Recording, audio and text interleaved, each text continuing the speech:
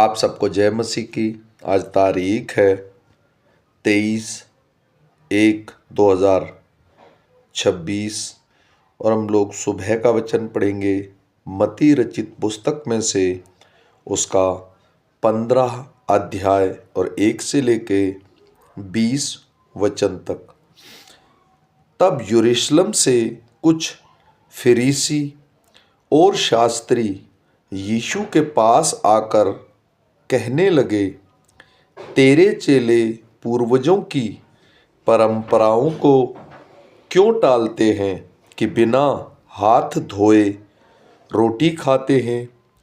उसने उनको उत्तर दिया, तुम भी अपनी परंपराओं के कारण क्यों परमेश्वर की आज्ञा टालते हो?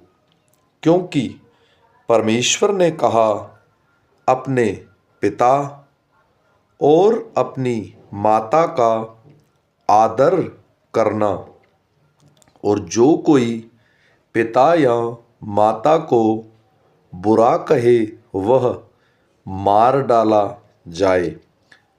पर तुम कहते हो कि यदि कोई अपने पिता या माता से कहे, जो कुछ तुझे मुझसे लाभ पहुँच सकता था वह परमेश्वर को भेंट चढ़ाया जा चुका है, तो वह अपने पिता का आदर न करे।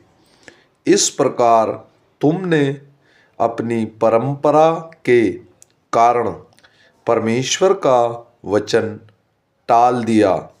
हे कपटियों, यशायाह ने तुम्हारे विषय में यह भविष्यवाणी ठीक ही की है। ये लोग होठों से तो मेरा आदर करते हैं, पर उनका मन मुझसे दूर रहता है, और ये व्यर्थ मेरी उपासना करते हैं, क्योंकि मनुष्यों की विधियों को धर्मोपदेश करके सिखाते हैं। तब उसने लोगों को अपने पास बुलाकर उनसे कहा, सुनो और समझो।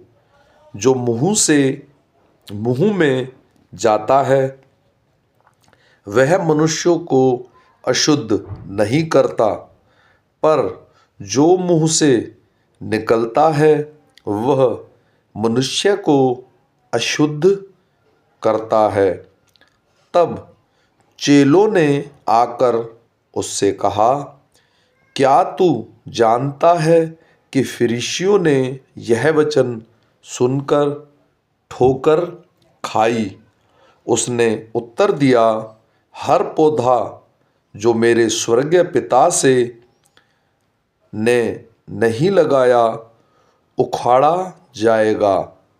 उनको जाने दो, वे अंधे मार्गदर्शक हैं, और अंधा यदि अंधे को मार्ग दिखाए तो दोनों ही गड्ढे में गिर पड़ेंगे। यह सुनकर पतरस ने उससे कहा, यह दृष्टांत हमें समझा दे। उसने कहा, क्या तुम भी अब तक नासमझ हो? क्या तुम नहीं जानते कि जो कुछ मुंह में जाता है वह पेट में पड़ता है और संडास से निकल जाता है? पर जो कुछ मुंह से निकलता है वह मन से निकलता है, और वही मनुष्यों को अशुद्ध करता है। क्योंकि बुरे विचार, हत्या, परस्त्रीगमन, व्यभिचार, चोरी, झूठी गवाही और निंदा मन ही से निकलती है।